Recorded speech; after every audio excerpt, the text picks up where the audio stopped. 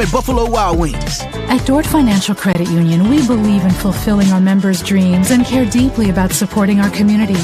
Without amazing partners like Dort Financial Credit Union, we would not be able to do what we do. And that's truly the backbone of our organization, is having those partnerships and community relationships.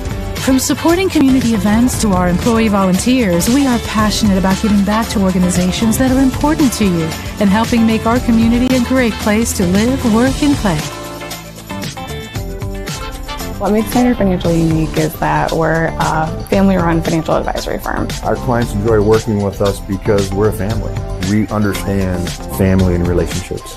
We absolutely find joy in building relationships with our clients. And we really want to help them feel educated and feel empowered with their planning. The level of service and commitment that we have to our clients, that's what we put above everything else. Snyder Financial, a proud sponsor of the Flint City Bucks.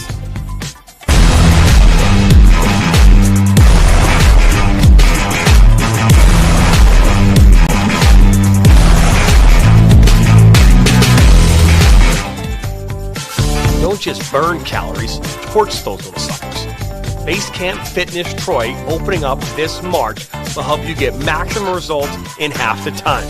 Our intensity intervals of cardio and strength training will supercharge your calorie burn, all in just 35 minutes. Make sure to lock in our founder's rate and claim your 2-week risk-free trial by scanning the QR code on your screen. Base Camp Fitness Troy, located at 443 East Big Beaver Road in Troy, Michigan.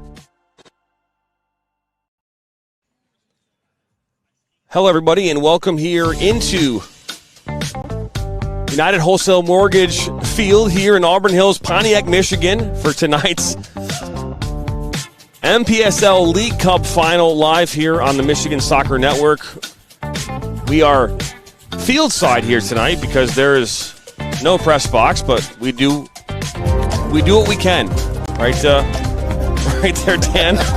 John Turner, Dan Sticker right here. We adapt as we always try to do, and we're excited to have you along here for the ride.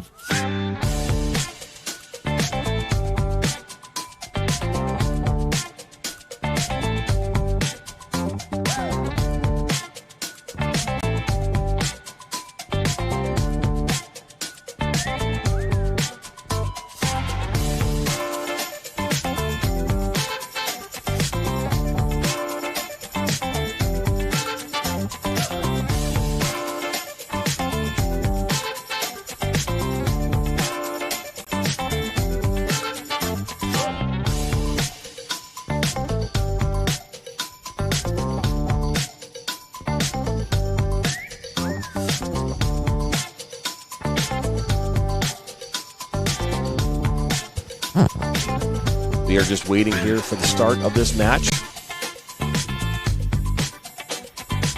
between Corktown Women's Football Club and COBOTO SC out of Windsor, Canada. And Dan, we're field side here. Storms rolled through here earlier tonight. It's been an interesting night so far. Yeah, we lucked out on that in that department. The storms kind of stayed to the south and southeast.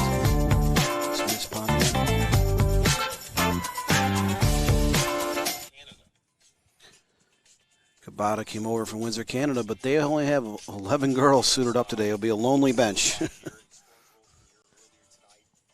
That it will. Let's talk here about starting 11s here. We'll start with COBOTO SC. And in goal, you have Milena Zarzgo, Katie Sowell, Michelle Hunter, Jacqueline Farsi, Andrea Parr, Tiffany Tremblay, Jasmine Martin, Snyder Lucifer, Amy Lindtrack, Jennifer Moana, and Destiny Falk are your starting 11 here for COBOTO SC. Again, we just got the names here just a short time ago, so I apologize if I butchered those names. Pharisee, I want to make sure I got that one right. Lindtrack, Lucier, that probably silent R there. And then for your Corktown Women's Football Club in goal, Kayla Shook, Sloan Popoff, Abby Lodato, Zelia Griffith, Victoria Miller, Izzy Karkabal, Juliana Pilati, Marin Swan, Amanda Palmer, Joanna Namo, and Grace Simon. It looks like COBOTO FC just had their 12th player show up here just momentarily, so that's good news. They have one reserve at this time. As we'll start the clock here in just a moment and here we go. We are officially underway here tonight. This is a MPSL Cup Finals. That time of summer where we're getting towards the end of July. All these summer leagues are starting to wrap up. Some have finished. Some are in the middle of their playoff runs. And that they are. As this is a League Cup final. There must be a winner here tonight. And again, we apologize. There's not a height advantage here at this location at all. We attempted to get a height advantage, but did not happen. So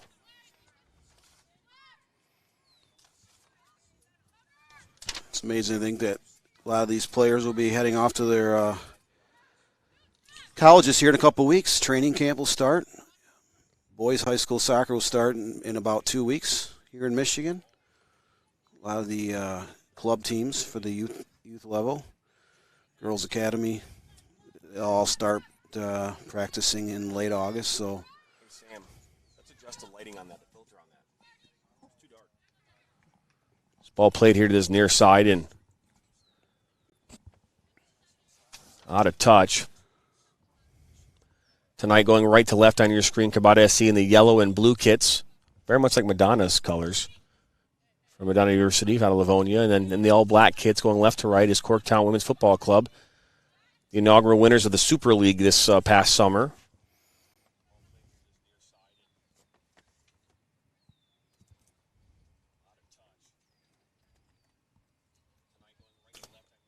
Let's zoom in, Sam. Waiting on this corner kick now.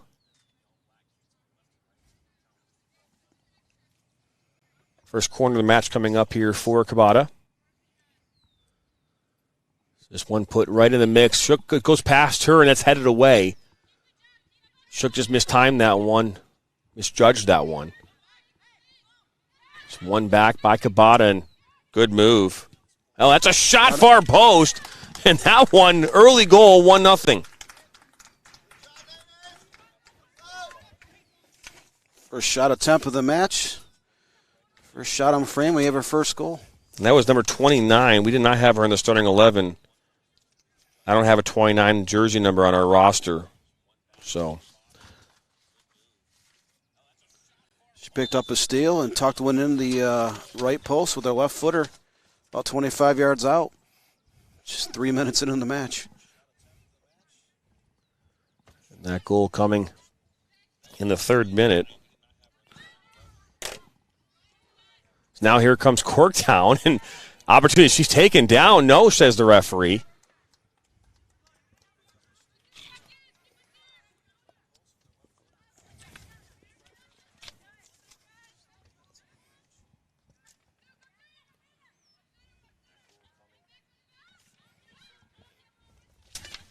Ooh, ball wide open. Victoria Miller. So take a shot far post. That one goes upper 90.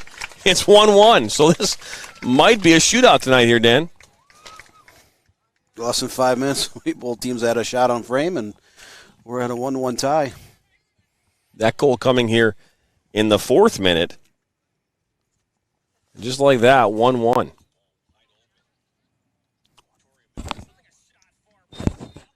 Beautiful shot. Victoria Miller, Ohio State University. She collected a pass just outside the box and left no doubt in the upper 90 on the left side. If you recognize number 29 is here for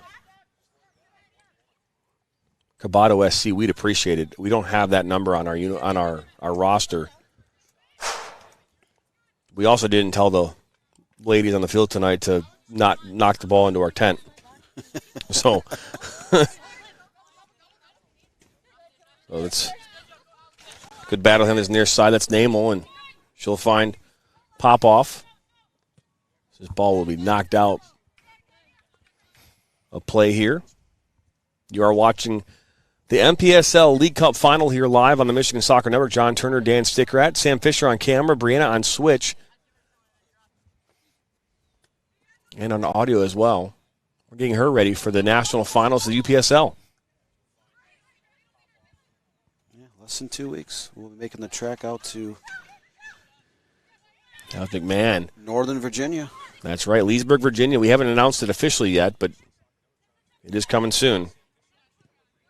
Okay, so Jacqueline Pharisee is number 29, so she's not number 11 on this roster. So number 29 is the one who scored the goal. So thank you very much, Michelle Hunter. So thank you for that. We are utilizing some newer technology tonight that allows us to stream without internet. And so far, knock on fiberglass table. So far, so good. As this goes back to Shook.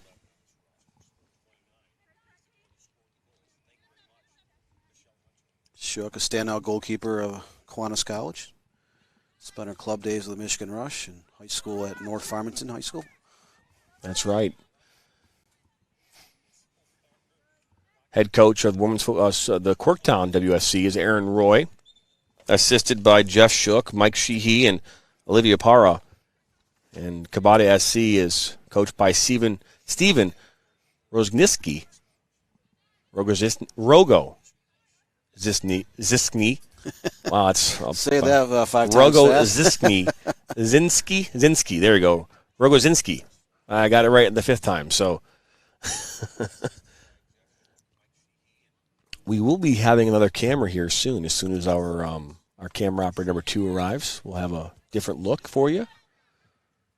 He was here earlier, but had to step aside due to the rain and weather. It's Miller here, collects the ball. Got Namel. She's now Namel. Puts just one toward that near post, and Sarsko makes the grab. No, it's her boyfriend, Louie. Fiancé. Oh. Sorry, so her fiancé is the one who told us that it's Jacqueline Pharisee, so we appreciate that, fiancé.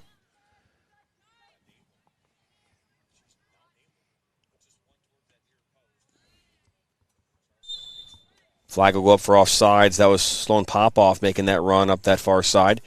Went to Blue Hills High School, played for the Nationals. She's a sophomore. It's good to see a sophomore on the field. Yeah, she was part of that Nationals Girls Academy National Championship team last summer.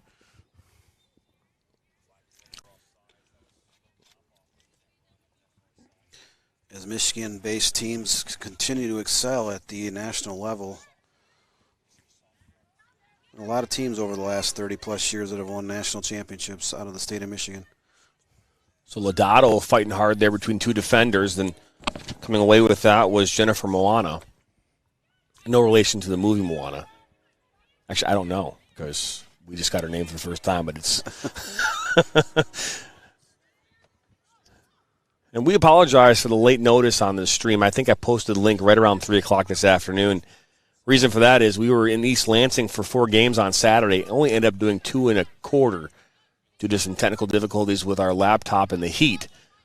And then we had to travel from East Lansing to Rockford, Illinois for a game last night, a UPSL quarterfinal matchup between Chicago Nation and FCY New York. Spent the night in Rockford, then drove the 6 hours back this afternoon and this morning to get here to set up for this game. So not a lot of time in between for us to pull this off. So we do apologize for that.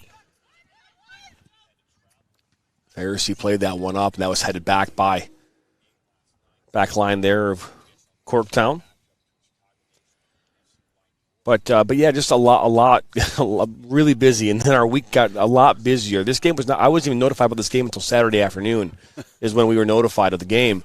And we were driving today, but we found out last night the Flint City Bucks, who we are the broadcast partner for the Bucks, they won last night over Chicago City SC in the Central Conference round of 16 conference championship game last night, which means now they'll be hosting the quarterfinals and semifinals this weekend. And guess who's got to broadcast those games? We do. So we went from having only 2 games this week on Thursday and Saturday to having now a total of 6 games, including tonight. So big docket of games here this week for us.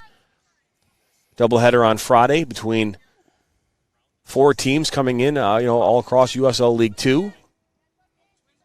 I haven't had a chance to look at who's playing in those games yet. I know Flint City and Des Moines Menace are playing in the 7:30 game on Friday night. And those 2 programs know each other very well. They've seen each other. I think they've seen each other every single time USL League 2. Is Miller, who just scored the goal here back in the 4th, dispossessed, and ball played up here towards his near side, right in front of us. That was Michelle Hunter. Interesting. Michelle Hunter is number 8 on the team, but she's also responding in the comments section. That's something's not right there. But yeah, so we got that. We have NISA games this week. Gold Star versus the Michigan Stars. Their second matchup of the season. That's out at Romeo on Thursday evening at 7 p.m. And then we're back out in Schoolcraft College in Livonia as they welcome in their opponent at 7:30 on Saturday night.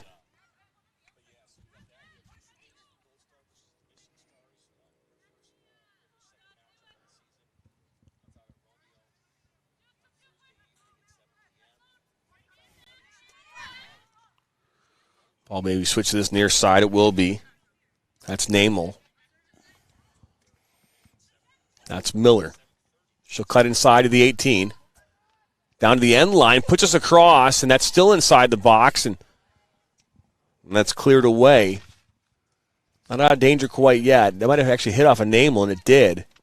Oh, they're going to say actually it's a throw-in. It looked like a hit off Namel, but both referee and assistant referee agree that it's going to go the other way. Yeah. They're not listening to me, Dan. Well, the game settled down a little bit. We had 1-1 in the first trading some shots. 4.5 minutes, and there's only been one other shot since. It's just getting the dust off, right? We're actually at United Wholesale Mortgage. This is at the former home of the Ultimate Soccer Arenas, where they had 6 fields in total here. 4 inside. Actually, they made a 5th. Then they had this field here. So actually, there were 7 fields. Now there's only these 2. Oh, 3. There's a field inside the dome behind us. There's 2 in there, and there's 1 out here. The rest of it is United Wholesale Mortgage training. They inserted basketball and volleyball courts inside there. A huge makeover to this facility, which has been around really since the early 2000s, home to Flint City Bucks for a number of years. Yeah, I came to the groundbreaking ceremony here in July of 2007. It was like 100 degrees out, and I showed up, and they were sitting in a black Escalade, the original partners of the Ultimate Soccer Arenas, and sat inside there and talked to the gang and did some interviews. And, yeah, it's made a lot of changes over the last 16 years. Can only imagine this. Here comes Corktown now. This ball be knocked out for a corner. Their first corner of the match.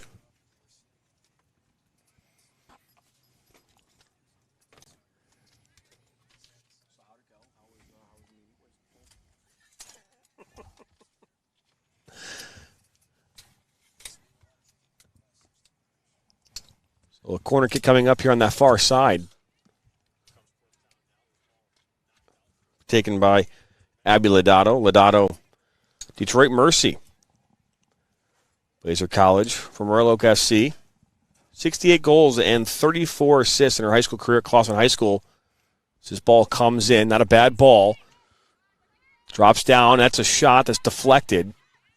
Well, that one hits off of Grace Simon.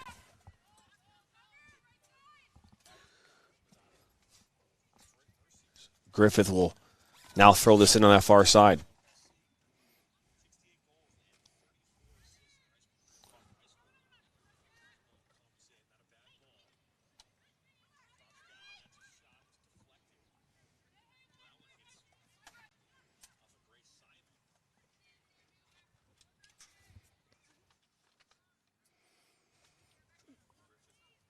It's actually perfect weather outside right now.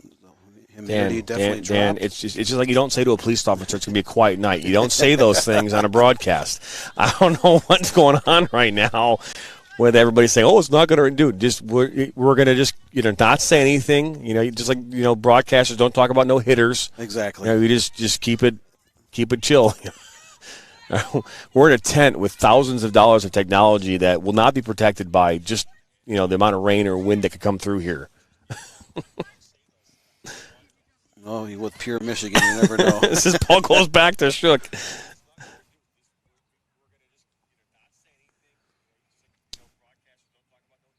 COBOTO, not COBOTO. Did I put it in wrong? If I did, I apologize. Like I said, I'm working on about 4 hours of sleep and 30 hours of driving.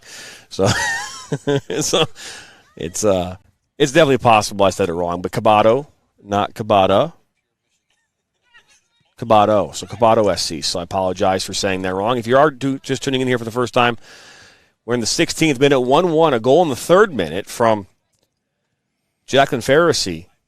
Gave COBOTO a 1-0 lead, and then just about a minute later, we saw Victoria Miller equalize this matchup, and that's where this game stands. This ball actually played towards Miller, as Moana will clear this up towards midfield.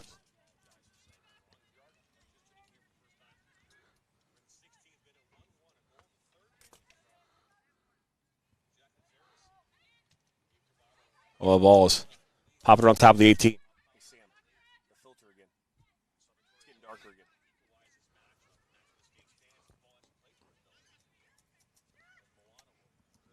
We haven't seen a whole lot of attacks since those first couple minutes, Dan, for COBOTO.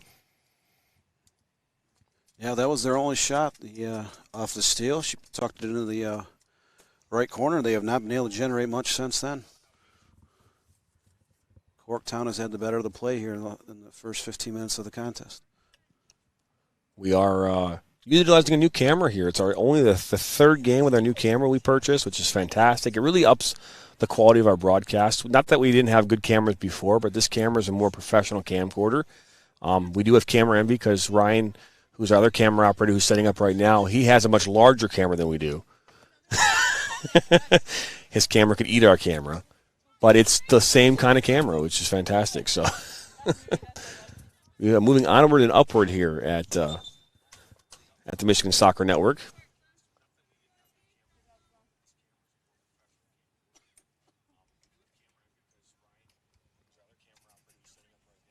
Michelle, so Louie is the one commenting on behalf of Michelle Hunter. So it wasn't Michelle on the field acting as herself, but it's fiance. So we appreciate that. You can't say a boyfriend when fiance, right, or girlfriend. You have to say fiance.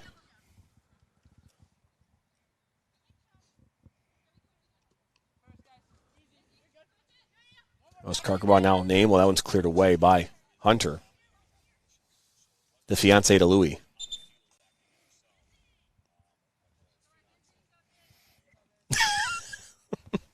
They're going to be famous before this game's over. Internet sensations. Simply because they sent us a comment.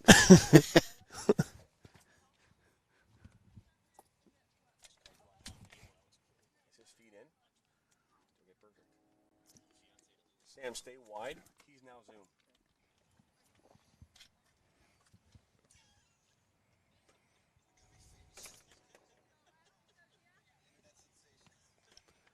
So substitution for Corktown Women's Football Club. Ball thrown in by Namel. Oh, foul called. So we saw number 17, Alexis Kufta from New York University. Went to St. Catherine Academy. She had the single season record for goals, 29 and 71 points in 2022. That's impressive as this ball played in. Hunter will chase it down, and now here comes COBOTO SC. They're in the yellow and blue kits. Ball played up to Sowell. A good run in the middle there, looking as out comes Shook. That was intended for number 9, and McMahon. COBOTO did a great job of clearing the ball and getting the counterattack going, getting the ball down to the opposite end of the field in about 10 seconds. But just not enough space to get a shot off.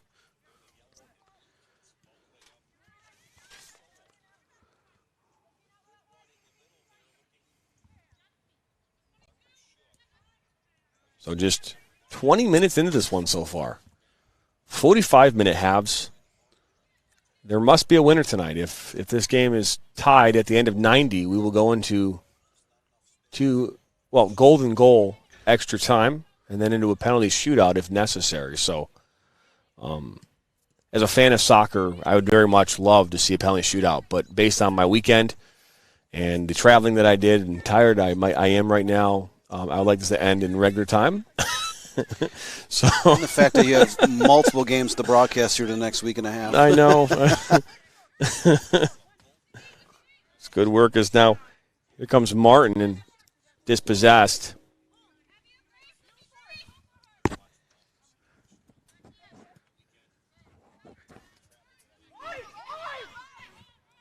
So it's Tia Jokic plays it out wide. Flag goes up, offsides. Second time Corktown's been flagged for offsides.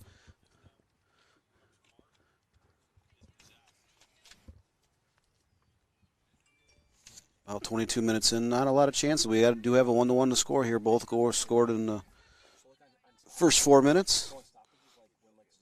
Corktown does have a 3-1 shots edge overall, 2-1 on frame, and both teams do have one corner kick apiece.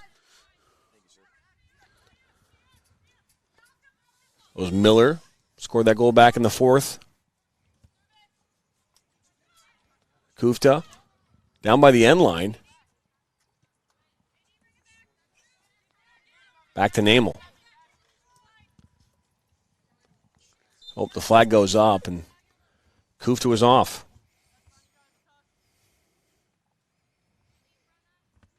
Second time in 2 minutes they've been flagged for offsides.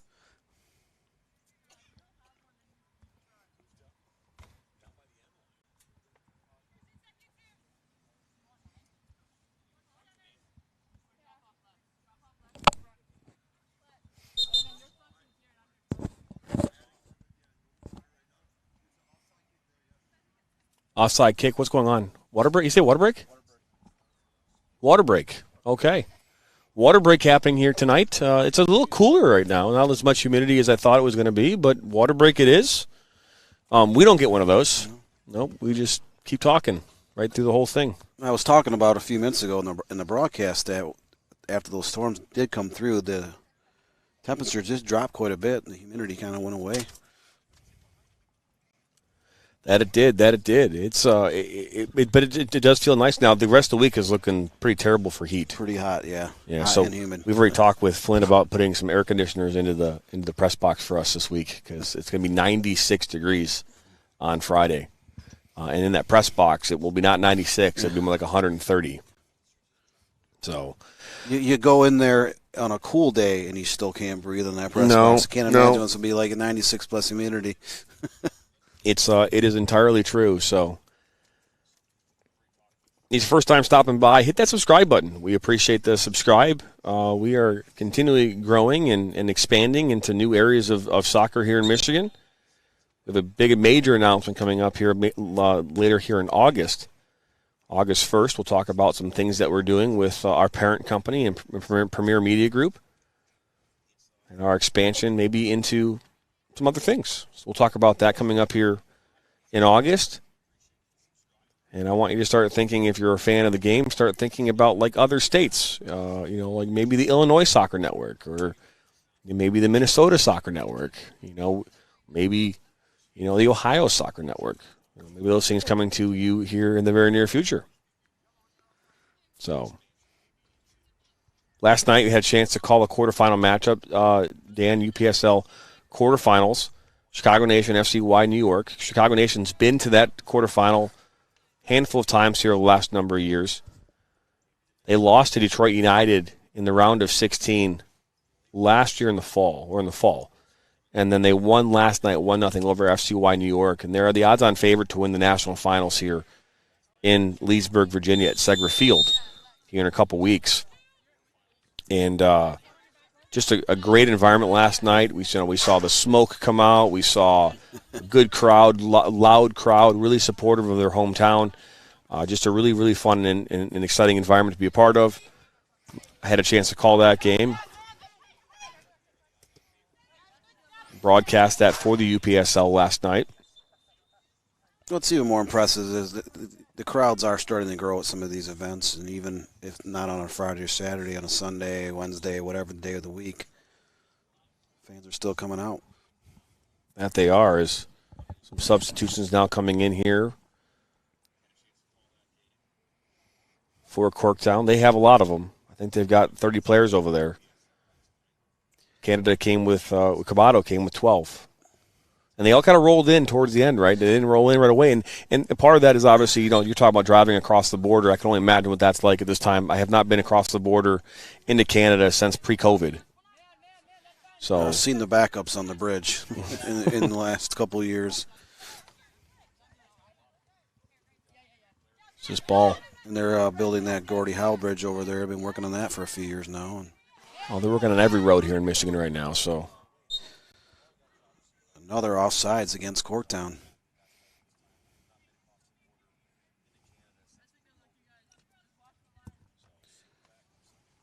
How many offsides is that now there, Dan? It's 4. Jeez. 3 in the last 5 or 6 minutes. Almost think that they may play like an offside trap, but they're not. So I've only seen one of those in the last couple. I've seen one offside trap here. Typically, you don't see those past U13. They're not doing that in this game, so I'm not calling COBOTO SC for pulling the trap. That might be a foul. Nope, they're going to say it's a goal kick. But anyways, we saw one in the Women's Super League. Michigan Burn played a straight-up offside trap in women's amateur soccer, and you don't typically see that at this level. You don't typically see an offside trap. It was kind of a shocker to me to see that level, to see an offside trap. And CORKTOWN, I think they had 16 offsides in that game. Just because of the amount of trying to figure out how to time your runs. It's something that you don't see in general with soccer much anymore. It's kind of like, player alignments. You don't necessarily see teams playing a sweeper stopper unless it's a specific situation. More teams are more adept to playing a 3 or 4-man flat back as opposed to having a sweeper staying way back towards the goalkeeper. But, 20, 30 years ago, that was what most teams, the alignment that they used. It was an opportunity for a shot, and that one's get a corner kick out of this. Deflected out for a corner. Before I had a really open look on this side, and now I don't. So I used to this nice big window to see the game, and now I don't, Dan. You had the same experience here a couple minutes ago, so here's what I'm going to do. I'm going to step outside the tent for a second. One of the disadvantages of not having a press box. That's right. This ball played. And that one deflects. Back post. Shook will have to dive to her right and off in our corner.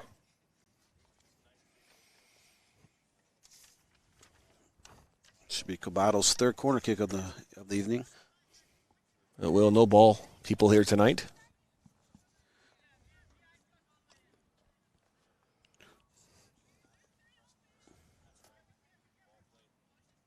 We mentioned storms rolled through here earlier this evening. We had a few raindrops here, a couple bolts of lightning, but nothing too crazy. This ball played in right at the top of the 6.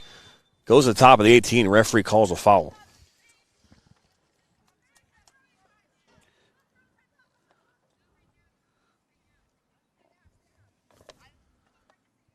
It's good to see our camera operators also wearing Hey Dudes like I am right now. They're so comfortable. I have not taken them off since I got them. I actually sleep in them.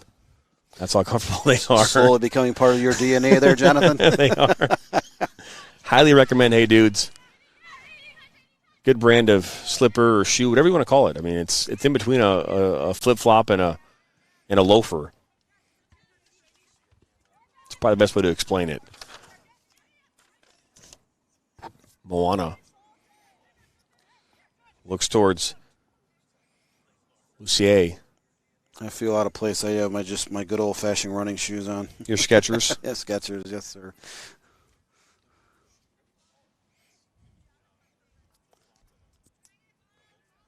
So a new ball coming in. Ball went over the fence and into the ravine back there. If I'm not mistaken, there used to be like a dog, like a police training dog, like park back here, Dan, off in the distance. I'm not sure if it's still there or not, but I think it was like the Oakland County Sheriff's or, but they train dogs for like it's like a little police academy, I believe, for the training of the dog and the police officer. It may have been relocated. There's been so much construction around this area the last 10 or 15 years. Well, we do have a resource right in front of myself here that maybe could answer that question with a thumbs up or something. It is still in place. And then off behind, a little up the way there, Evolution Sports Dome, which has indoor golfing as well as indoor soccer. They play other sports in there as well during the whole year inside the dome. Full field soccer field.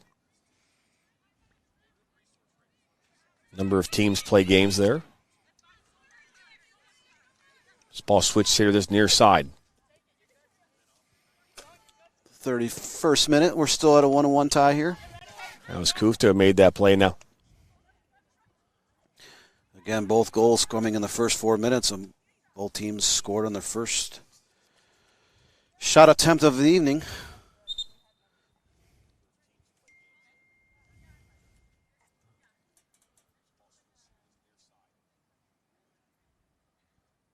So a substitution happening right now for COBOTO SC. You're going to see Julie McMahon step off.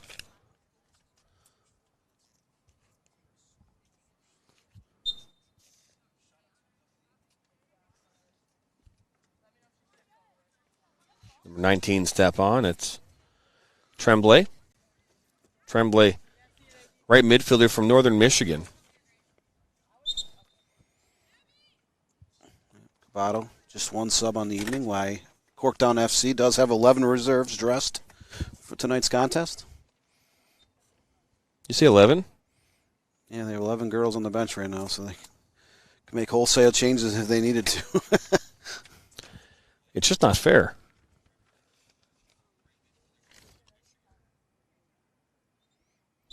.32 minute. 1-1 game. I've mentioned already here tonight, must be a winner. It's a League Cup final trophy. Hardware on the line here tonight. This ball is coming close to our tent here, Dan. Okay, good. Well, that's a foul. So Alexis Kufta charged there with the foul. The league is up to 11 programs this year. One division of 6, the other of 5.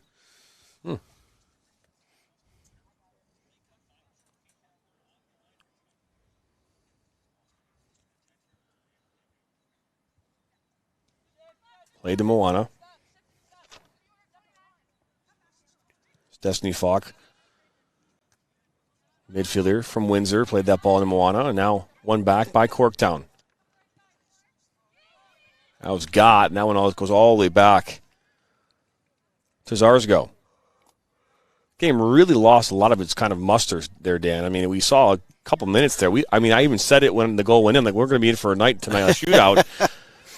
They both teams put away their arsenal, it seems like. Haven't had really any clear opportunities since that fourth minute. No, CORKTOWN has a 3-2 total advantage in shots, but 2-2 on frame. Oh, that one goes up, but Miller's offside once again. Getting a little overzealous on their timing their runs.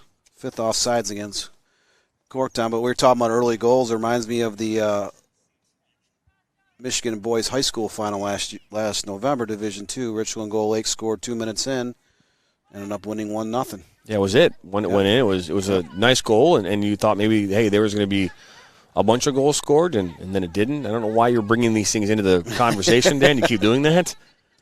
We want to see more goals. That ball, good ball into that seam. Just too much pace.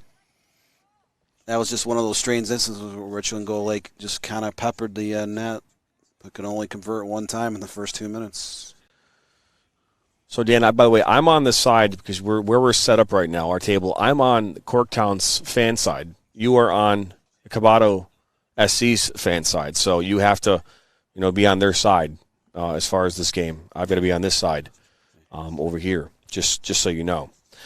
Right? Border line is the halfway line. There's an imaginary fence within our tent.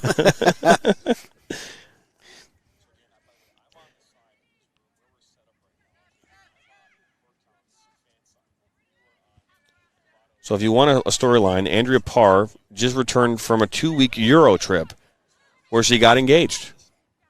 Who knows where she is mentally? Is now Victoria Miller now on the ball? I don't know if she's got engaged either. Feels like everyone's getting engaged on COBOTO SC. You've got Hunter, who's engaged. Her fiancé is talking on her behalf during the stream. And now we find out that Andrea Parr is also engaged. Andrea Parr, number 15 right defender, goes to Windsor University. I have not been to Europe, Dan.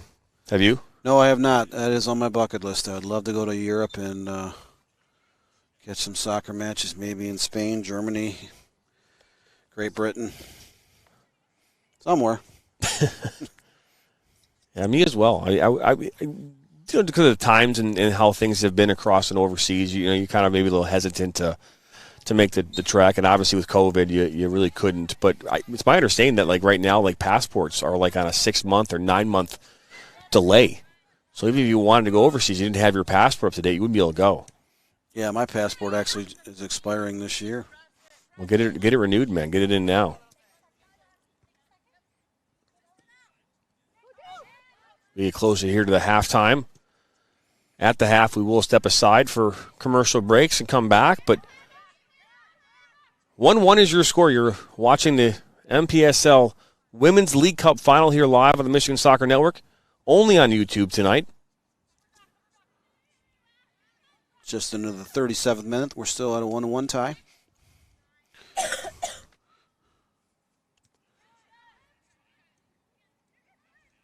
Ball put in. Kufter comes over, and that one's cleared away by Lucier.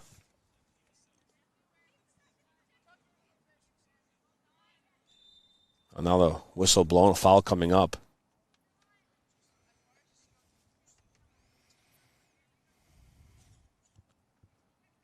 Fans chiming in here on YouTube. We've got Aurelio Roncone from Go COBOTO. This ball played, not a bad ball. That one, rebound, give it up, and an open goal look. Will that go in? No, it goes just wide. So Zarsgo wasn't able to hang on to that one, and the rebound put wide there on that far post.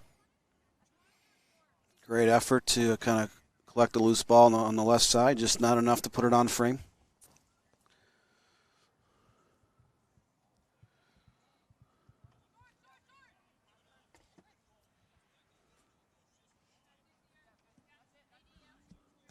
Good header win there by Mraz. That shot was taken by Ashton Lang. Played her club soccer for Michigan Hawks. Goes to Northwood University. All-state selection while at Dearborn Divine Child.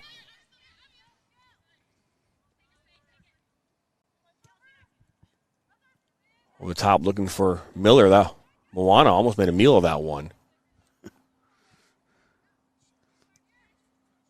And, these kind of games come down, Dan, to defensive miscues, right? Or a moment, of mistimed, misjudgment, whatever you want to call it, where, you can be, the whole game can come down to one moment, especially in a League Cup final. And maybe this doesn't have the energy that you might get from other types of finals, but nonetheless, those moments can come back to haunt you. You want to minimize your miscues as a team and capitalize on the others. Or it could be just a moment of absolute brilliance. Someone just makes an incredible play and tucks one in from 30 yards out. But you've always got to one-up me there, Dan. It's not intentional, man. Not intentional. I'm just messing.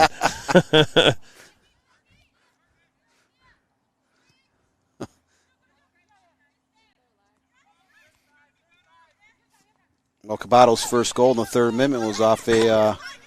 that's a good ball. Off a steal. So we're going to see Tremblay. Puts us inside towards Hunter. Oh, and she's met defensively. Great work there from CORKTOWN defense.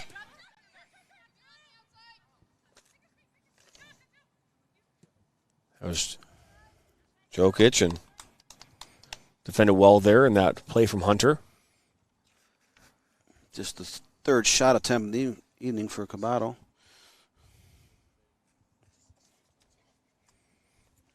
All three shots are in frame, and they do have 3 corner kicks so far. We're just seconds away from reaching the 40th minute.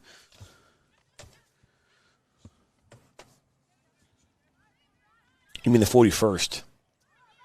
So, something that people at home don't know, when we look at the clock and it says 40 on there, we are in the 41st minute. You always, when they score in the next one, it's obviously 42nd. The reason we do that is when you get to the 45th, there's extra time or stoppage time. You can account for that. As now here comes Jokic. She had that defensive play here a few moments ago. She was looking there for Gott.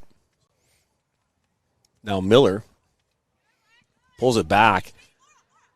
And this one cleared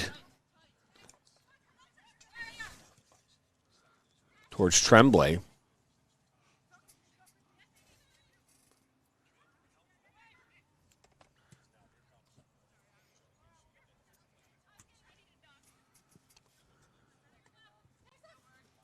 Oh, it was all kept on. Put up towards Arsgo, and if you're a goalkeeper, that's the one you want every day of the week. I mean, not me as a goalkeeper. I preferred to take those hard shots. I wanted breakaways. I wanted one-on-ones. I wanted penalty shots. Dan, as a goalkeeper, that maybe kind of. I think my teammates would not agree with me. They wouldn't want that.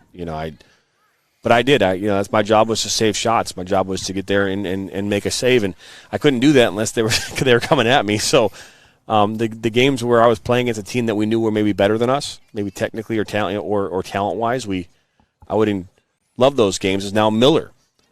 1-on-1. Miller inside the 18. Pass Arsgo into the net. 2-1. Corralled a pass about 40 yards in front of the net, was able to split a few defenders and broke free 1v1 and kind of necked the go-ahead goal here. So a goal in the 42nd minute and the 4th minute for Victoria Miller. Now score 2-1 here. So just before halftime.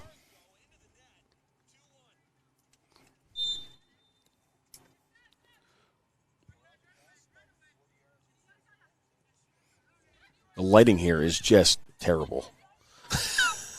It's not the 4 light poles are not radiating a ton of light. No, I just looking at the camera and looking at how dark it is, and it's like it's the lighting here is just not good. Now the ball will go out for a corner. We saw in the 3rd minute, we then saw a goal in the 4th minute. So will we see a goal here in the 43rd minute, a minute later?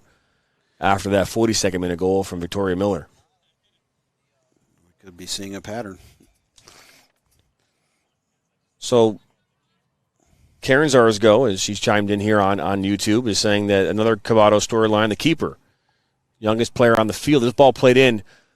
As Shook comes up with it. She's still in high school. So she goes to Windsor High School. So she might be the youngest player on COBOTO. We do have another player on the field here tonight who's still in high school. There's a couple for CORKTOWN that are still. Yeah, Kufta goes to St. Catharines. She's a high school senior. Now, I don't know if she is a graduating senior or if she's going to be a senior. But it's awesome to see, young players have an opportunity to play at this level.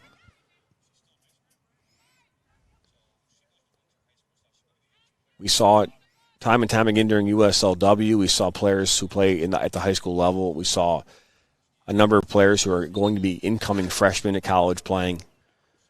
And that's what this is all about, right? We see Chloe Ricketts, who plays for, she's currently playing in the NWSL.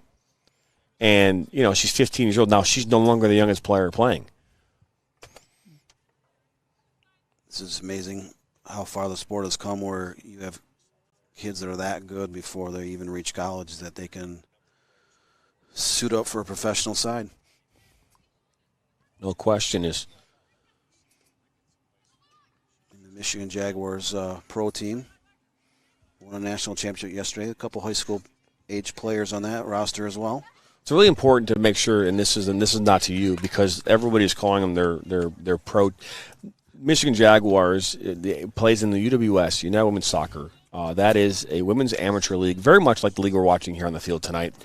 It's a league where players can play and can compete here during the summer. It is a lot of times leagues are now using the word pre-professional or semi-pro. It is amateur soccer. None of the ladies are being paid to play. Obviously, their expenses or travel might be being covered for these trips. This is an opportunity here. Number 15, it's Pilati. She'll go down just inside the 18, and they'll go out for a goal kick.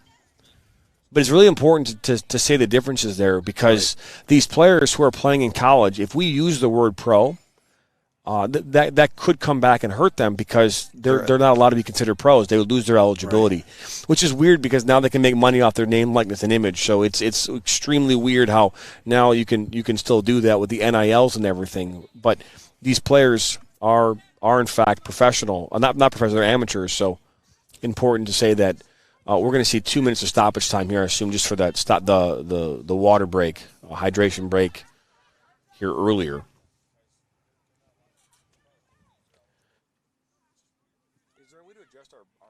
Yeah, we're in the 46th minute, so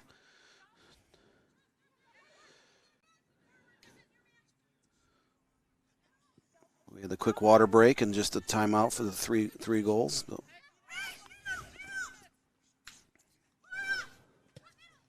Go back all the way maybe to Shook. It will.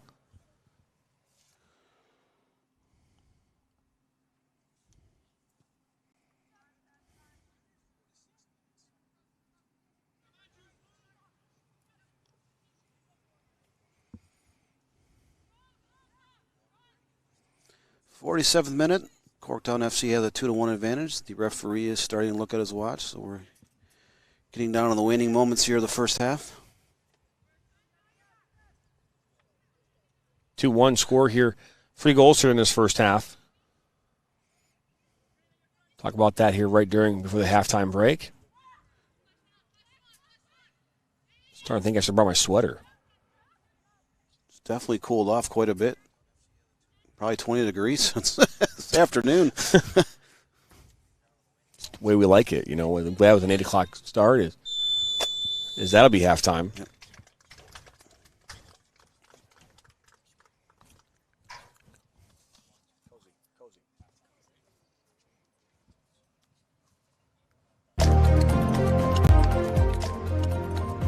As we are at the halftime break, it's 2-1 here in favor of CORKTOWN Women's Football Club. 2 goals from Victoria Miller getting the brace here so far tonight, and a goal from none other than Jacqueline Pharisee in the 3rd minute. So we will send it to halftime here, 2-1. We'll be back here for second half. 45 minutes to go here in this MPSL League Cup final, live on the Michigan Soccer Network. We'll be back.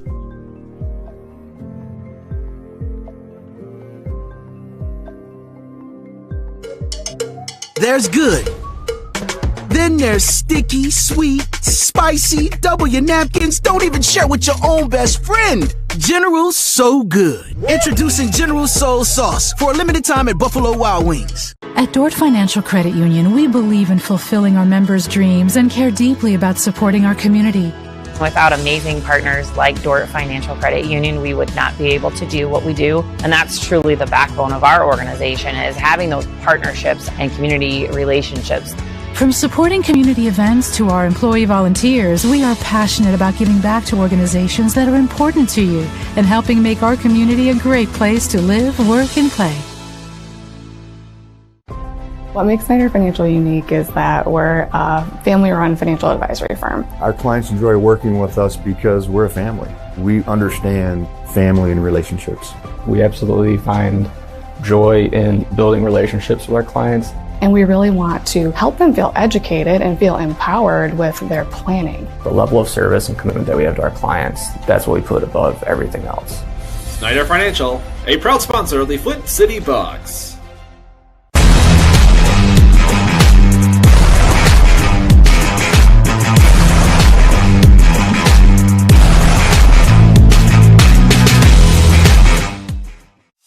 Don't just burn calories, torch those little suckers.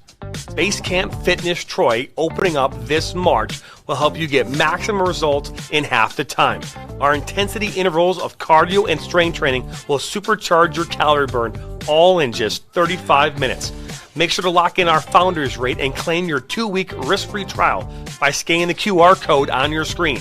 Base Camp Fitness Troy, located at 443 East Big Beaver Road in Troy, Michigan.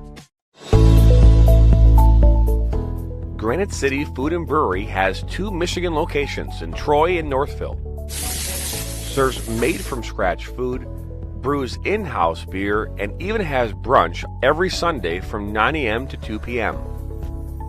To learn more about their daily specials or to book a private party, visit gcfb.com. Make sure you head over to Granite City in Northville at the corner of 7 Mile and Haggerty, or the Troy location at 16 Mile and I-75.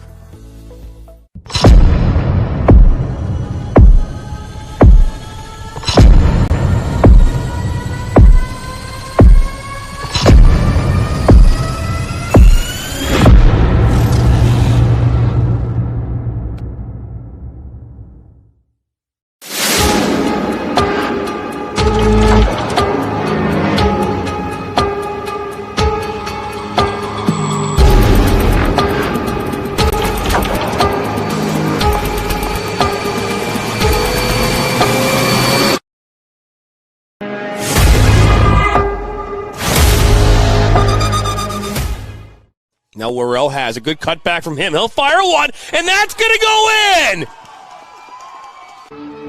Their first uniform. Their first number. Their first teammate. Their first goal. Their first coach.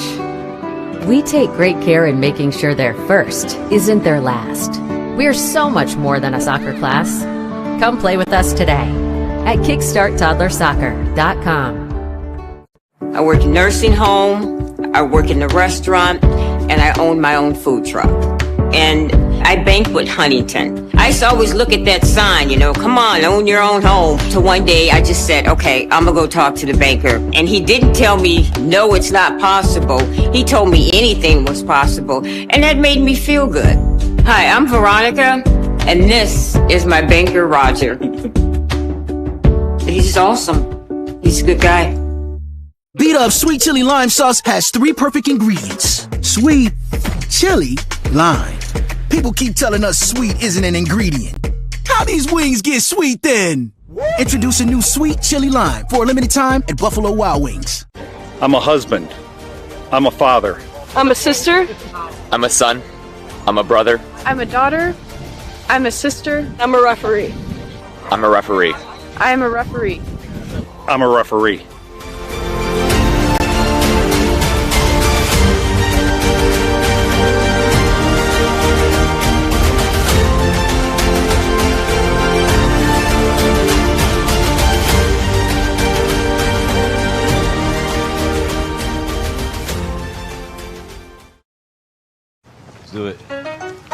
on, Dad, get me. Nice man. All right, go. There you go. So cute. At Ally, we're helping millions save more for the things that matter most to them. Whatever you're saving for, we're all better off with an Ally. Get back to work. Oh.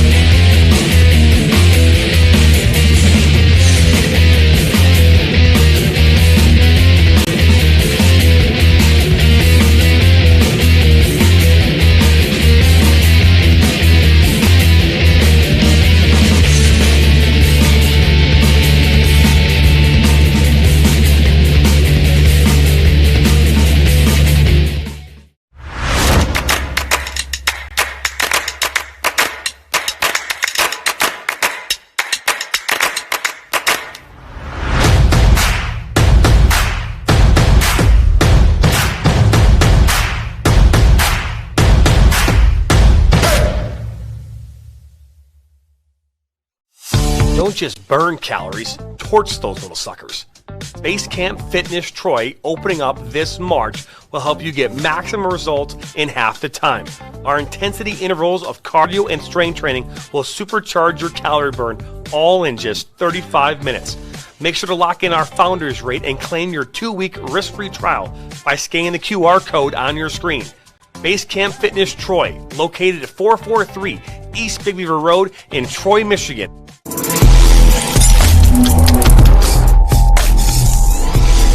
Welcome back here into United Wholesale Mortgage Soccer Complex field. I'm not sure what they call this anymore, to be fair, Dan, but either way, they call it something. But we're here at United Wholesale Field, and we're here with the League Cup final. We see ladies taking the field here once again to start this second half. 45 minutes to go here, and then it will be decided who will win this League Cup. So as we how each team played, start the clock and turn off our music. How well did they create dangerous chances inside the box? We appreciate how that. How did your top players perform? And how is each coach improving from week to week? Ollie provides this powerful data through a club dashboard that shows club results and lets you drill down into any game or player. Ollie also includes team and club management that lets you communicate instantly with coaches, parents, and players, and lets directors see every club event so they can easily coordinate visits to matches and training sessions. It was a shot into Shook. You need in one simple app.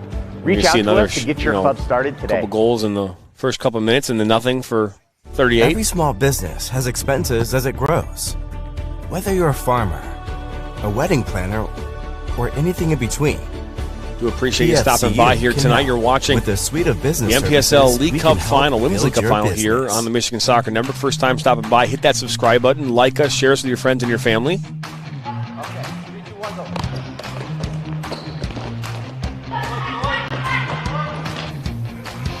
COBOTO Soccer Club says good luck to the COBOTO SC women's team. Thank you to the Michigan Soccer Network for broadcasting the game this evening. You're very welcome. We appreciate you for watching as well. Got a lot of soccer coming up this weekend, this week. NISA matchup, Michigan Stars, Gold Star FC taking place here on Thursday night at 7 p.m. out at Romeo High School. And then on Friday, a doubleheader, USL League 2. Quarterfinals and semifinals this weekend. 3 perfect ingredients. Quarterfinals on Friday. Semifinals will be on People keep telling us sweet isn't Saturday. Sunday. How these wings get and then on Saturday, we're back out at Schoolcraft as Gold Star FC plays another home match. That game at 7:30 p.m. All games available on our YouTube channel. Let the Michigan Soccer Network. Help you and that's a hard collision right there as Moana goes down. Help you and your Plotty ran into her. Get new clients. Help you. We're sorry, we don't have big enough lights on our cameras to make it any brighter. Find more roofing customers this like upcoming summer. Searchlights, I feel like. And to help you and your medical practice find new patients. To learn As we more talked about or late get in the started, first half, these visit lights are not the greatest. MichiganSoccerNetwork.com. Having a hard time seeing the benches on the far side of the field. We talked about upcoming games, though, Jonathan. Flint City Bucks in the North American quarterfinals for the third time in 5 years, and one of those years they didn't was 2020 when there was no regular season or postseason. They just played some exhibition games in August and September of that year. Bucks trying to win their fifth North American championship. They did win one back in 2019, their first year. Located at Flint Atwood Stadium. They've got 4 national championships in total in their history of being, Flint, not Flint, but in the history of Bucks. And you're right, back in 2019, the first year in the league, they won the whole thing. We'd seen them won many PDLs. Like I said, we saw them win 3 of them. And yeah, back when it was called the Premier Developmental League, they won in. It was close. It was like 2017, 2018. I remember watching them hosting trophies at the Ultimate Sports Arena. They won 2 here. Right here in the kind of the West Wing. They won in 2006. They beat Laredo, Texas. And then they lost to Laredo in the finals in 2017. So Plotty held up. Played back. That's misplayed. But between the PDL and the USL League 2, they have been one of the very best franchises in North America. Well, we talk about that all the time. I had a chance to talk last night and this morning with the FCY New York coach who plays in the UPSL and who lost last night. And I said, he asked, he goes, what's the difference between all these leagues? And it's a great question because you start asking, what's the difference between this, what we're watching right now, and the MPSL, and that of the UWS, the Super League, and all the other amateur women's leagues or men's leagues across the state and across this country. And to be fair, it's the same players playing. The biggest difference between, maybe what we're seeing here today on this pitch compared to what we would have seen in the Super League is that the player who is playing Division I college soccer, Division II college soccer right now in the women's game are back at school, right? They are at school right now. If they are incoming freshmen or sophomores, your juniors and seniors, they might not be called back until a little bit later, but your incoming freshmen and sophomores are there. They are there training right now. And you don't have your normal roster on this pitch. But back 2-3 weeks ago, you did, and the same thing is true with the men's side. The men's side, they have all these players who are playing college soccer. A lot of these rosters in the UPSL are made up, Midwest Premier League are made up of really heavy core college Division I, II, III, and NAIA school players. Right. And they all have to go back to school and play. And that's why it's really hard for a UPSL team who's made up of, 60% of their squad is college players. It's hard for them to compete for a national title when all their players, their talent leaves and goes on. And something that we talked about. And now, lucky for them, they only had a couple players who are playing college. The rest of them are more experienced players. But there's a reason why Chicago Nation in the UPSL has had success, because they have a core group of players who are, mid-20s going into your late 20s, early 30s who are part of that team. They've been playing together as a squad for a long time. They know each other. They've played as friends for a long time. That makes a big difference, and that's why the Bucks are as good as they are, because they house players. They find the right players that fit, and they're all together 5 days a week up in Flint and in a dormitory. They're together 7 days a week. They train 5 days a week. You can't compete with that with other teams. And they also, like this summer, they carried 31 guys on the roster, and they got a chance. All those guys at least got in, I believe, one game this year. They've had a great collision. Chance. There's a shot that goes right as ours go, and she makes the save. But it's just hard. It's hard, and you start going out west, and that's why a lot of teams out west do a good job, and they have a lot of successes because they play all year round.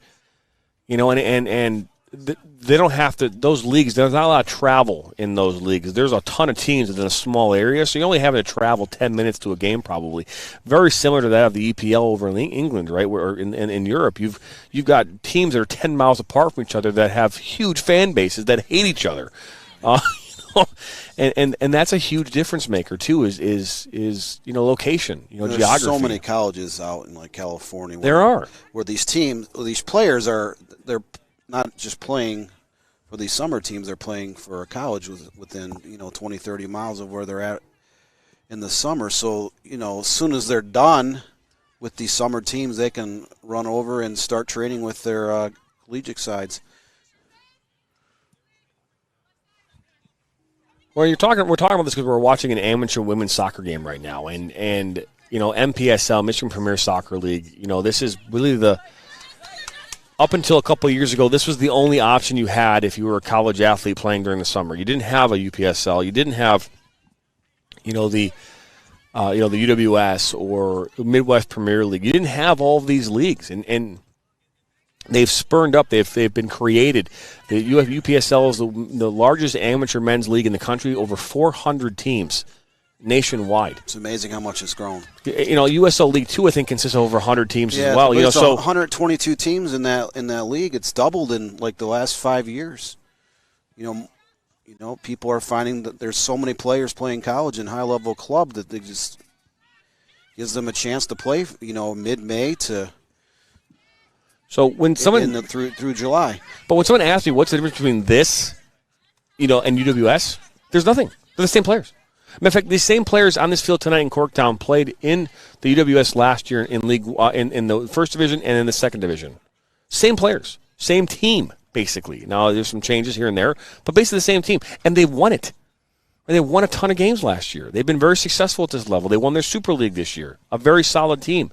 But they would do very well in UWS, and they would have challenged probably the Jaguars, who won the whole thing, and maybe go on for a national title themselves.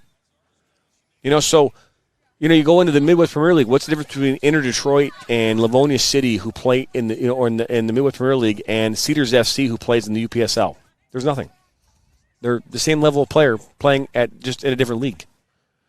USL League 2, I think the leagues are different because of how they're ran. I think USL League 2 is held to a higher standard because it's got a championship league at professional level in its league, right? In its organizational structure. Yeah, it's all college players, and it's makes a huge difference. Lowest tier of the.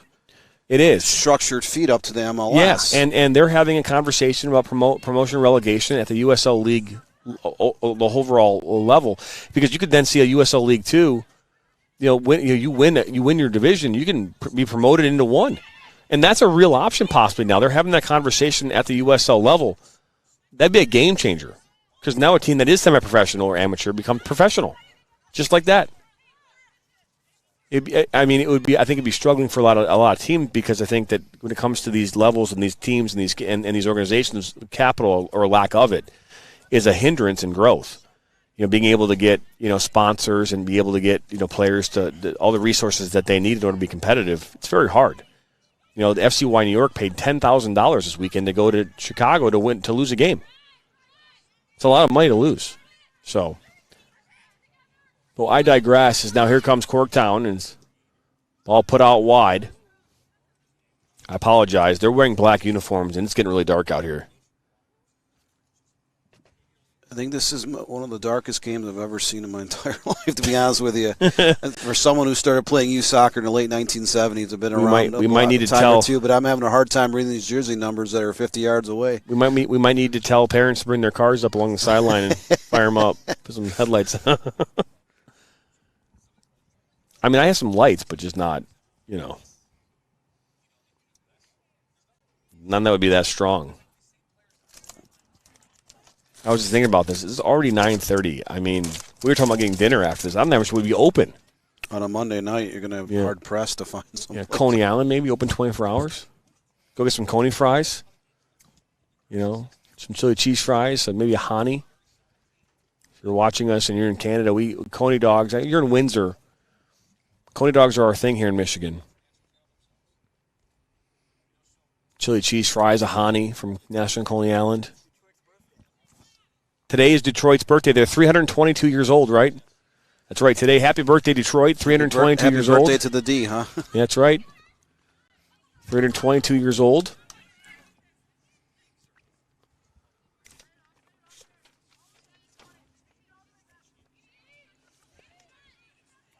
CORKTOWN has definitely come out much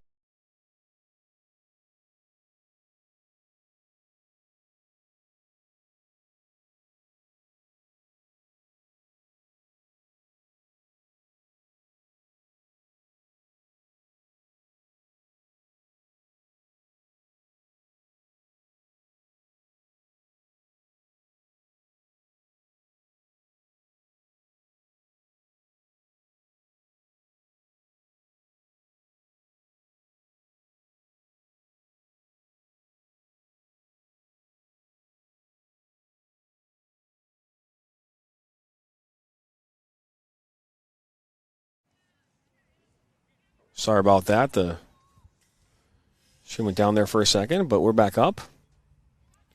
Sometimes the signal can go a little crazy, but we are back.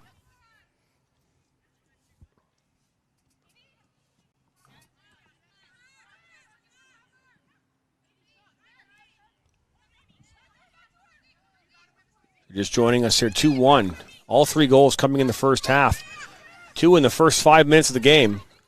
3rd-minute goal from Jacqueline Pharisee and from COBOTO SC, and then a 4th-minute goal from Victoria Miller, and then we waited some 38 minutes for the next goal. 42nd-minute goal, getting her brace, Victoria Miller, and that's where things stand here right now.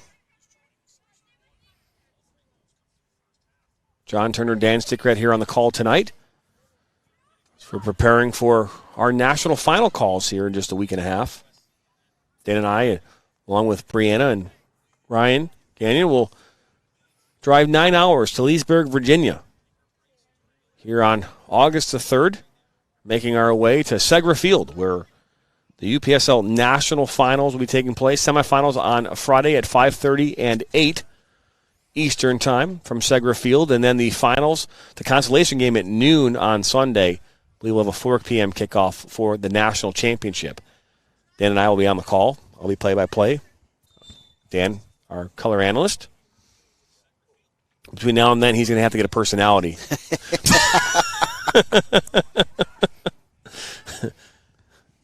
I'll pick one up on the turnpike. There was a shot there when your post is shook. I was just saying, you have to look at a mirror and say, people like me. They really like me. Like the old Saturday Night. SNL, Stuart Smiley or whatever. Well, didn't he become like a U.S. Senator? Yeah. Al Franken, right? Al Franken, yeah. Al Franken, a U.S. Senator, standing in front of a mirror saying, people like me. They really like me. It was brilliant when the early 90s, when that was popular. They had Michael Jordan on there. I died laughing at that skit.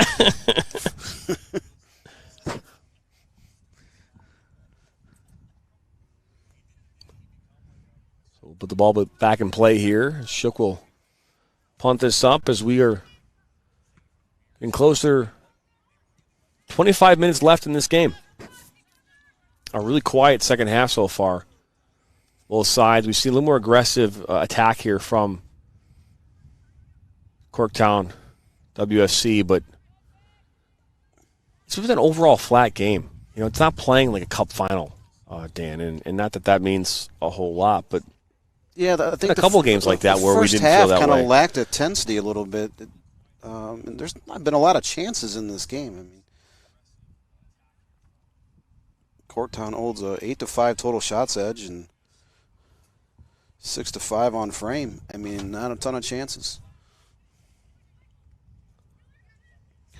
But CORKTOWN has definitely picked up the pace in the second half in terms they have controlled play. This camera's out of focus.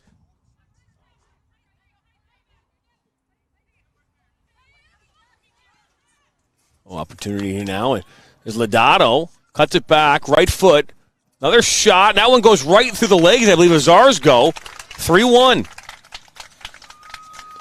So Lodato. 65th minute goal. Gives CORKTOWN WFC a 3-1 lead.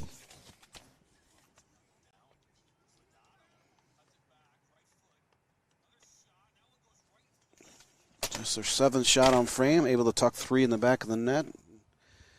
Now have an insurance tally as we wind down on the final 25 minutes of regulation. 65th minute, just a few seconds before the start of the 66th minute.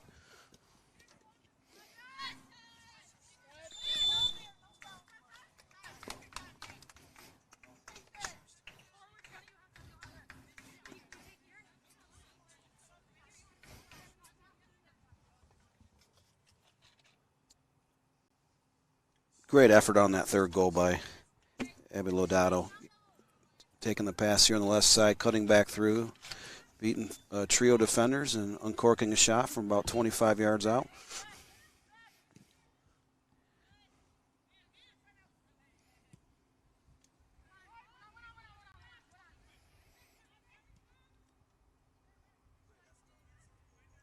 I just can't help how dark it is out here. You have these lights, and I don't know if they're just not working. I don't know if they're not powerful enough or they need more of them. There's quite a few bulbs out on each of the 4 poles as well. It makes it worse. Ball played in. That's what the rebound right to Lodato. Open net, and that's now 4-1. So Miller on a brace, Lodato on a brace.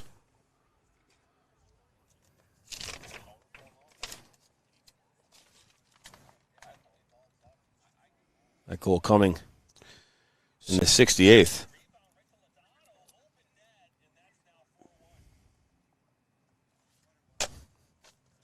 So, man, we had a whole lot of nothing for a long period. Another hydration break.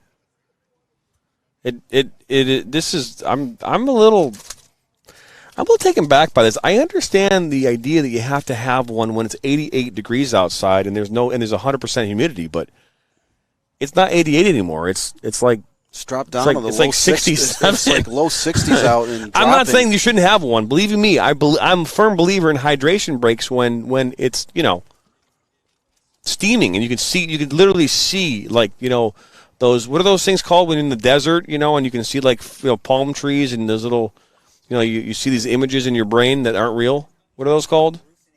Well, hallucination, but when you can look at an oasis. Yes, so to speak, you can look at it. You can look at the turf in the summer sometimes on really hot days and see a mirage. Well, you're not seeing that right now, and I'm taken back by the fact that there's literally a water break right now.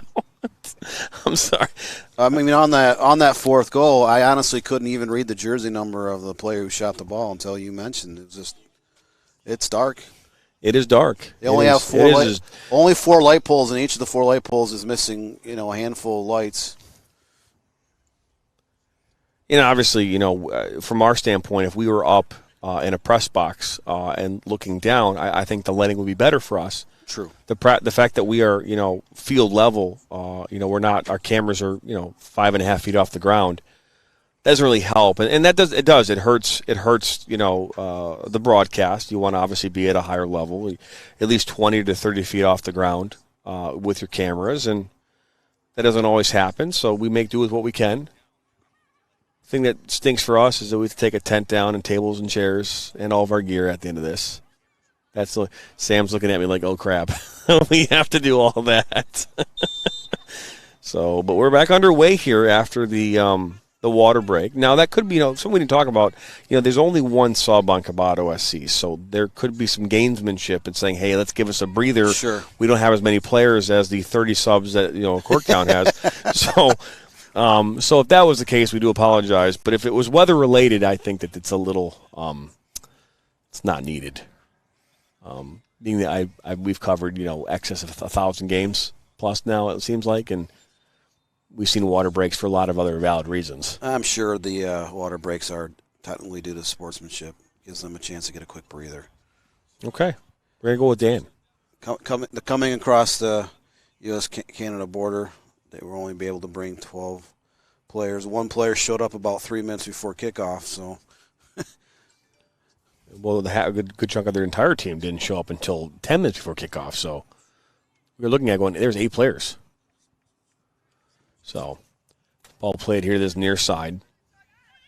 Brought down by Tess Wright. And she'll swing it over here to this near side. That was Griffith, and now Lodato looks to go over the top. Palmer. Referee calls a foul.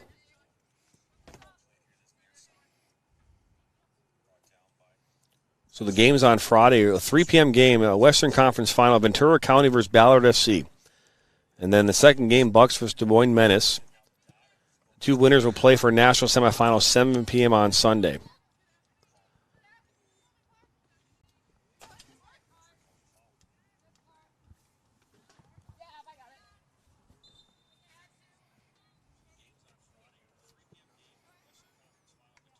Those games coming up here this Friday on the Michigan Soccer Network.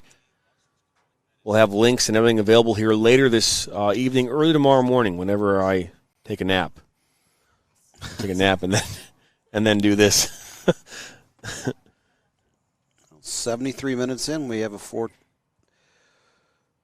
advantage in favor of CORKTOWN FC. So COBOTO's going to have to find some magic to get back into this contest, or CORKTOWN will be walking away with some championship hardware and a league championship. I mean, the way this game has gone, and it's not to discredit COBOTO SC at all. The way it's gone, they really haven't had since that first goal. They have not really created any opportunities in the attacking third, right? I mean, overall shots in the game are what? Yeah, it's 10-5 total shots, and so and not to say that you have 8-5 on frame, but some of those shots were from a distance, routine saves. Well, my point though is that we have not seen a ton of opportunities being created, especially here in the second half for COBOTO. And they had some shots, of course they have. But my point though is that when you look at this game for what it is right now, it is a very steep hill for COBOTO to climb. They obviously, as you mentioned, they only have one sub. That's going to make a big difference, especially towards the latter part of a game, the business end of a game. We are 17 minutes away here from the conclusion of this match. And what they're going to have to do now is put it into a whole other gear. You know what I mean? So that's what you're going to see out of a COBOTO right now is they have to pull up another gears. Hunter, this ball now will go back to Shook. So not trying to say that they can't do that. It's just so far in this game we haven't seen that explosiveness that would be required in order to come back in this one. And maybe I'm wrong, Dan. I mean, I've seen a lot of games and I've been wrong before, but there are teams that I could watch and go, you know what, they can come back down 3 goals. We saw it last in the national finals in the UPSL. We saw a team that goes down 3-0 at half. They come back and win the game 4-3 in overtime. Right? So, it can be done. I've seen it several times. There's a ball over the top and flag will go up. I've seen it several times in boys and girls high school games where a team will be up 3-0 or 3-1 or 4-1 and come back and win a game. I mean, so it can be done, and I'm not saying that they can't do this. My only point is that it's based on the way this game has been played. I don't know if there's a player on the pitch that can take this game, as you mentioned, maybe be brilliant and have a moment and kind of carry this team and lift them up a little bit. Right now, this game has been very flat as a game. This game has lacked energy from the first whistle, and I'd like to see a cup final, a little more energy, a little more passion, a little more energy in it. You know what I mean? We're not seeing that right now. It's been a really clean game, so it's not. Here we go. It's a shot from distance. That one right at Shook.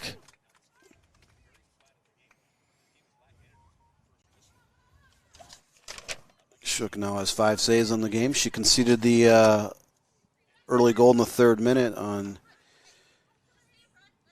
COBOTO's first shot on the game, and it's been unbeatable since that time.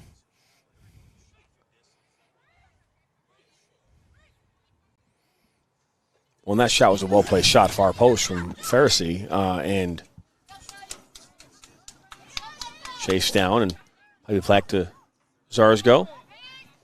She'll play it right back.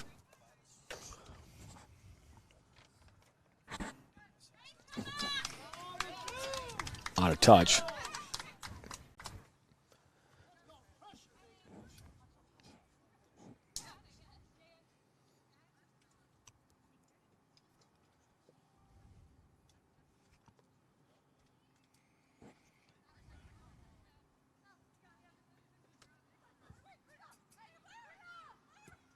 Ball played back. 76 minutes in, 4-1 advantage for homestanding CORKTOWN FC. Less than 15 minutes away from a conference championship. That's right.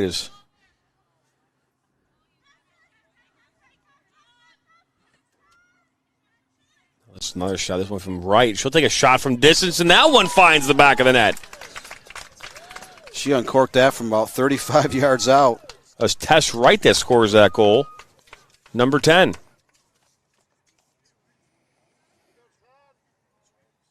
CORKTOWN with 6 shots in the second half. 3 have found the back of the net. And they are in complete and total command here with a 5-1 advantage. We're getting close to the 78th minute of play. And that should all but do it, sum it up. I mean, can we adjust that shutter at all? Or not the shutter, but the it's so dark. Is there any way to make it any brighter or no? Nothing with the iris at all?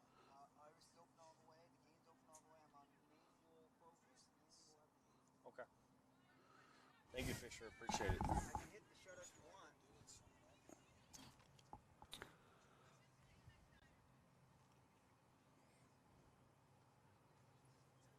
If only we had that 1-inch lens, that sensor, that would make all the difference, I think. I think that 1-inch sensor would just make all the difference in the lighting. It would, wouldn't it, Ryan? All right, we'll send the camera back. Send it back. Yeah, I know. Well, again, we're just not used to, filming field level. We apologize for that. We try to put a good broadcast on as best we can.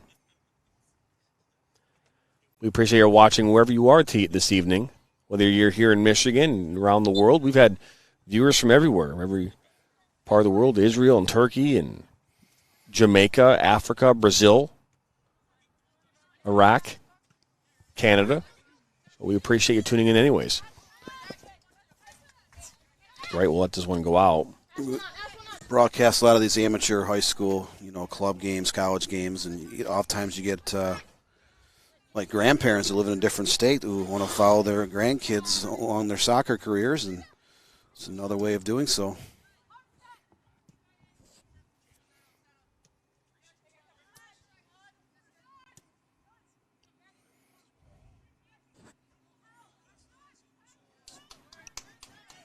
Opportunity now as this ball was played out wide. And here comes a shot. That's Kufta that takes a shot, and that one saved by Zarsgaard for a corner.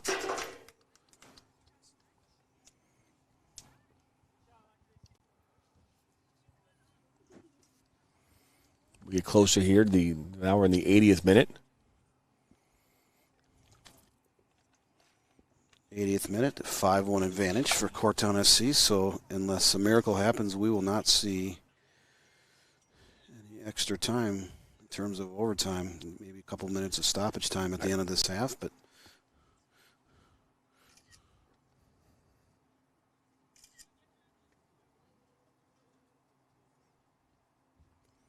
ball about to be played in.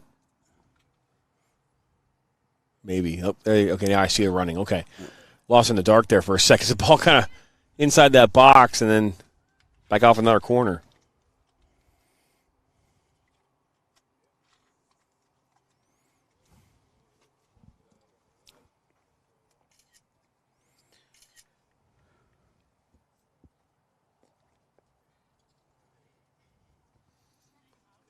So another corner here coming again.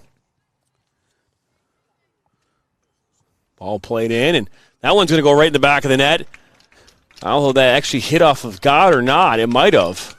If not, that might have been an Olympico. They're all shaking Gott's hands. I think that was Gott that got that. Flash Scott, number 19. Again, I'm not 100% sure, but I'm going to say definitely possible. That goal coming here in the 81st minute.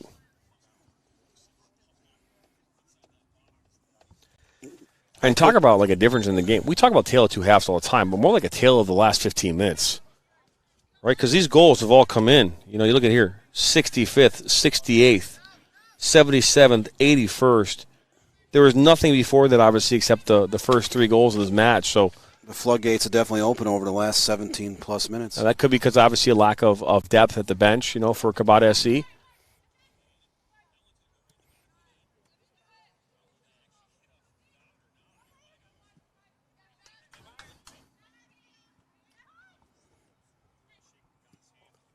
know what I have for the first time today, Dan, in a minute? I had a 10-piece chicken nugget from McDonald's.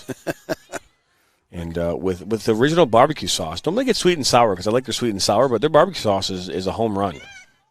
Especially there's something about it, right? I keep saying this. You can't take a Wendy's chicken McNugget or nugget, or whatever you call it, or Burger King, and mix it with the sauces from other places. This don't work. Like the sweet and sour from Wendy's is fantastic for the Wendy's chicken McNugget, but it would not work with the sweet and sour or the chicken nuggets from McDonald's. You know what I mean? It's like I feel like they have to literally take someone and they sit them in a room, and that person has to taste the chicken nugget with the sweet and sour. So, yep, that only works for McDonald's, and they test them out to make sure that they don't test well anywhere else. Well, what's funny is we can't go through an entire soccer match without the conversations on the network rotating into conversations about food. Yeah, well, we know where your stomach and mind is at right now. I mean, we haven't eaten. Brandon and I have not eaten since I think we got food at 1:30. So that was the last time that we had a meal. So we've been snacking all evening, afternoon. But I'm just saying though. I mean, tell me if I'm wrong. If you're watching at home, when it comes to that kind of stuff, like say Chick-fil-A, like Chick-fil-A sauce, right? I see people putting that stuff on everything. I don't think you can do that with all the other sauces. You know what I mean? I don't think it works.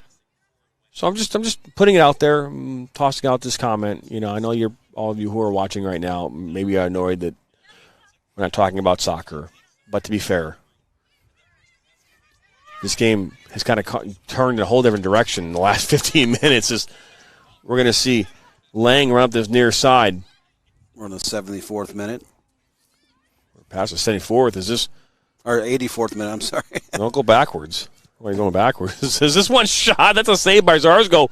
Rebound by Lang, and she'll knock it off that far post. The flag goes up. Does not count. So, offside's called. And by the way, Chicken Mouse says 100% agree. I don't know who that is, but she or he or whoever Chicken Mouse is, 100% agrees with what I said when it comes to sauces.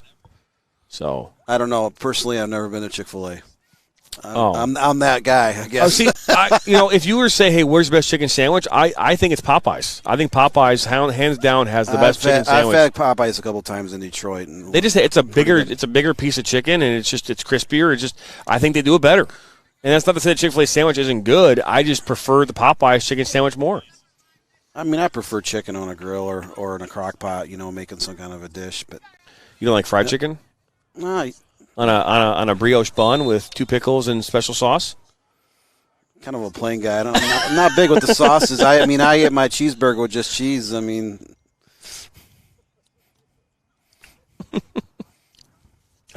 just saying, man. I see, like Wendy's has a great chicken sandwich, but it's the ranch Asiago chicken sandwich, which has this kind of like the spicy ranch on it, and then it has a spicy chicken. That's a good one. I'm trying to think about other chicken sandwiches that are home runs. What else is there? McDonald's has a good chicken deluxe sandwich. So I'm just putting it out there. I think Big Boy has a good chicken sandwich too. Well, when it comes to chicken, I usually, more of a sports guy, sports bar, or so like sport. You like chicken Buffalo wings. Wild Wings. I'll get my boneless wings. You like B-dubs chicken wings. Okay, that's fair. Or I like cooking some kind of chicken dish on the grill.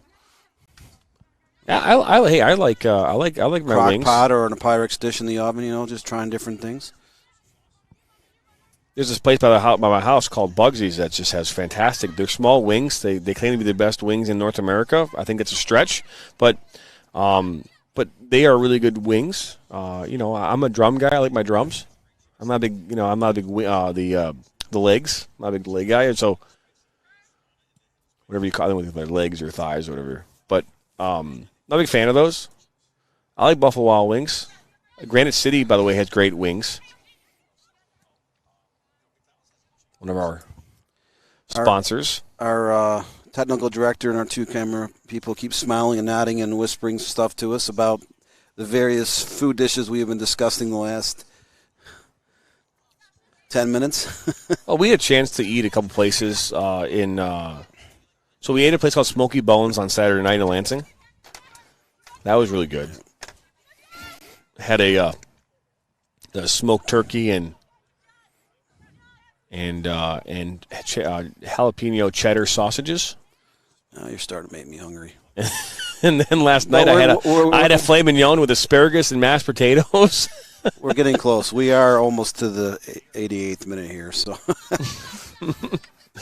you're just tuning in. 6-1. We've had four goals scored here in the second half. It was 2-1 going into halftime. Victoria Miller getting both goals in that first half, and then starting in the 65th minute, we saw Abby Lodato, and then again in the 68th. And then we saw Tess Wright in the 77th.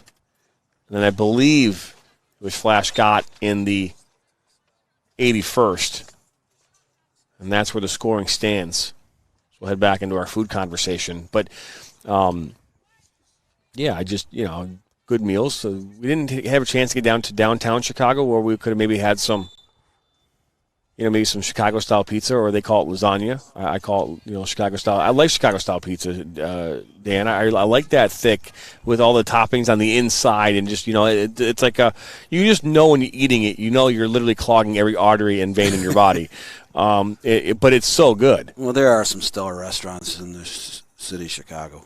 Well, we're lucky to have now, too, here in Michigan, Portillo's. Oh, look at this.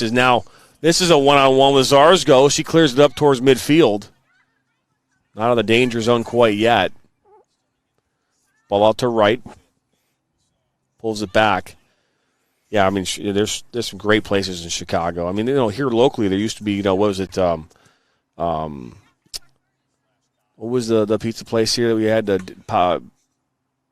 Detroit Pizzapopolis? Pizzapopolis. Yeah. They used to have a good Chicago-style pizza. Now there's still Uno's here. Yeah.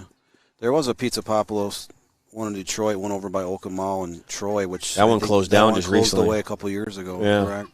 Now there's a Longhorn Steakhouse right across the street. Mognan and cut back. That was Thompson. No, that's Jokic. So here we are. We're in the 90th minute now. 90th minute. I'm starting to crave fajitas for some reason. I do like the fajitas at Chili's and Art and Jake's. Art and Jake's does make a very good fajita. This is Paul. Opportunity here, far post. Argo gets her hands on it, and then this one goes in. I believe it was number 6. That was Alexa Mognan. So, 7-1.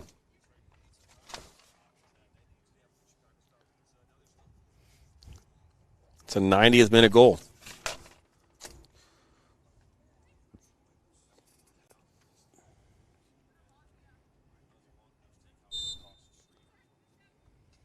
So we're back underway. 9 shots this half for CORKTOWN FC, able to put 5 more in the back of the net. This is 7-1. And the way the first half was played, we thought there would be a lot of goals. Why do I see that? A shot from Shook, rebound. And that one goes in the back of the net. So 7-2.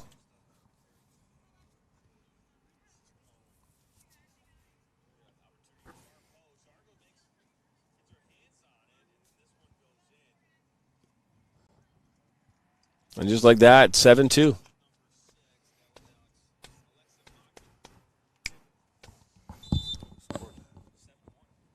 It rebounded. I couldn't quite see from here who got that.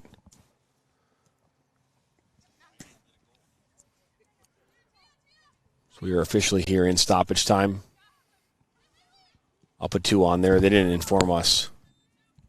They never seem to inform us. Oh, Michelle Hunter? Well, her fiance was really helpful tonight. Give it to her. I'm not sure if you got it. I just couldn't tell. Shook got it made the initial save, and then it went, and then a rebound. And I'm not sure if Hunter was there or not. Oh, well, there it is. League Cup final, and it's CORKTOWN Women's Football Club that come away with the victory here tonight, 7-2 on this Monday evening, and will take home the hardware of the MPSL League Cup final.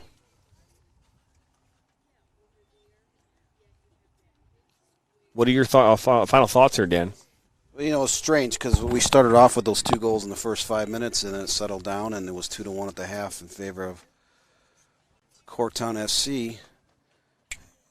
And the 65th minute, the floodgates kind of open, and CORKTOWN was able to pull away. At one time had the 7-1 advantage before giving up a stoppage time goal there in the 93rd minute. But it looked like CORKTOWN definitely used this depth. They were able to rotate about 22 players in and out of the game. COBOTO only had 12 players, 1 sub. They just wore them down over the course of 90-plus minutes. So for the second time this season, CORKTOWN Women's Football Club will hoist a trophy. The first one came back here a few weeks back when they hoisted the Super League trophy with a win over the Michigan Burn, and tonight with a 7-2 victory here over COBOTO SC, will take home the 2023 MPSL League Cup Final. For all of us at Michigan Soccer Network, I want to say thanks to Ryan on camera, Sam Fisher on camera, Brianna, our technical director in audio, Dan Stickrab, my color analyst. Good to see you, sir. My name's Jonathan Turner. Appreciate you stopping by here on this Monday evening. Don't forget, we'll be back here for a lot more action this week, a lot more on tap. So if you haven't hit the subscribe button, hit that subscribe button, like us, share it with your friends and family. And like I always say, we'll see you next time for more soccer.